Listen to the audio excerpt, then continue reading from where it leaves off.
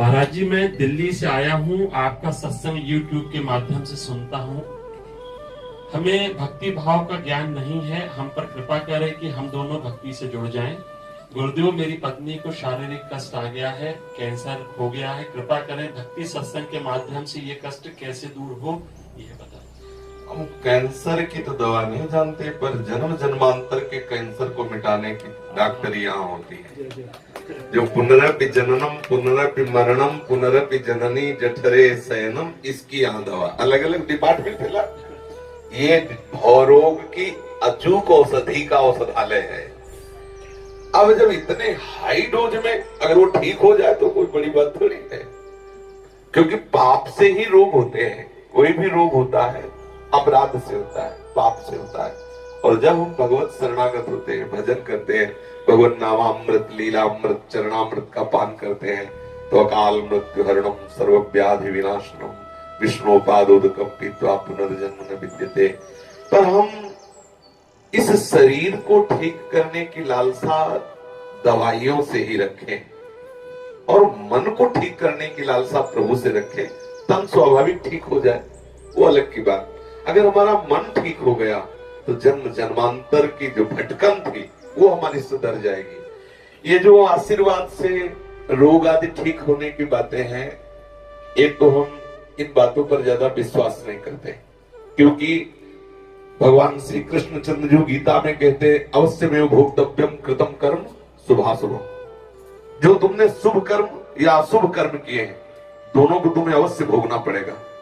अगर बचना चाहते हो शुभ अशुभ के भोग से, तो भगवान कहते हैं सन्मुख होए जीव मोहि जबहि जन्म कोटि अघनाश हो, तो भगवान के शरण में हो जाओ।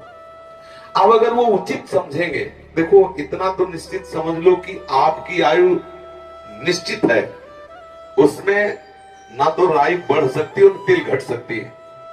जो विधना ने लिख दिया छठी राव के अंक, राई घटे न तिल बढ़े रहुरे जीव निसंग। ये बात समझ में आ गई।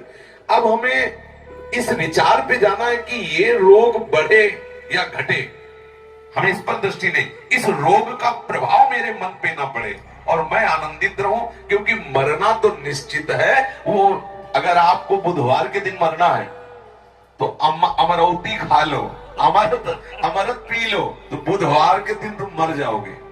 अगर नहीं मरना है तो हमें डॉक्टर ने कहा था 5 वर्ष में मर जाओगे, 15 साल हो गए तुम्हारे सामने बैठे हैं। अब डॉक्टर है कि नहीं वो पता नहीं, लेकिन हम आपके सामने बैठे हैं। और हालत थी ऐसी हालत थी, ऐसी किडनी की थी, लेकिन रोज ऐसा जैसे नौका ना लगे कि अब डूबी और कितनों को पार कर दिए, अभी डूबी लगे। ऐसी दशा, हम हरि के सहारे हो जाए। हम चाहते हैं कि ये दवा खाओ जो हम दवा खाते हैं कि कैंसर भले कोने में बना रहे, लेकिन हमारा मन प्रिया प्रीतम के चरणारविंद में हो। और ये परम निश्चित है कि अगर आपको 1 वर्ष बाद मरना है तो 1 वर्ष बाद मरना है। बड़े बड़े स्वस्थ किडनी और दिल वाले और लीवर वाले 1 मिनट में चटनी हो जाते हैं, रोड में नहीं हो जाते। तो हम मरने से क्यों डरे, क्योंकि वो तो मरना है, वो एक तिथि निश्चित है। अब हम इसमें वो कार्य कर लें जो किसी और जन्मों में नहीं हुआ, जो और किसी कार्यों से लाभ नहीं मिलता, वो है भजन। अगर हम भजन करने लगे तो क्या नहीं हो सकता, भजन से क्या नहीं हो। एक कैंसर की बात, पूरे विश्व का कैंसर नष्ट हो सकता है। पर अगर हम इसी शरीर को केवल स्वस्थ रखने की बात सोचें, एक अमूल्य धन हमारे पास नाम आया और उस नाम से हम एक शरीर का कैंसर मिटा दिया, तो क्या होगा? और विषय भोगेंगे और अपराध करेंगे, फिर नरक जाएंगे। हम मन का कैंसर क्यों न ठीक कर ले, मन हमारा भजन में उन्मत्त हो जाए, जन्म जन्म की बिगड़ी बात बन गई। इस पर हम ज्यादा जोर देते हैं। और क्या वो छूछा वाली बात तो हमें आती नहीं कि ले भस्म जाओ लगाओ और बात बन जाएगी, ऐसी बनने वाली है नहीं हमारी समझ में। क्योंकि अवश्य में भोक्तव्यम कृतम कर्म शुभाशुभम, यदि शरण में हो जाओ और भजन करने लगो तो ये जरूर विश्वास है कि रोग भले खत्म ना हो, लेकिन रोग का अनुभव नहीं होने देंगे ठाकुर जी। और अगला तुम्हें ऐसा जन्म भी देंगे कि बढ़िया जन्म देंगे और खूब सुंदर भजन करते हुए भगवत प्राप्ति हो जाएगी। तो ये जो साधक होता है वो परिणाम की तरफ दृष्टि रखता है।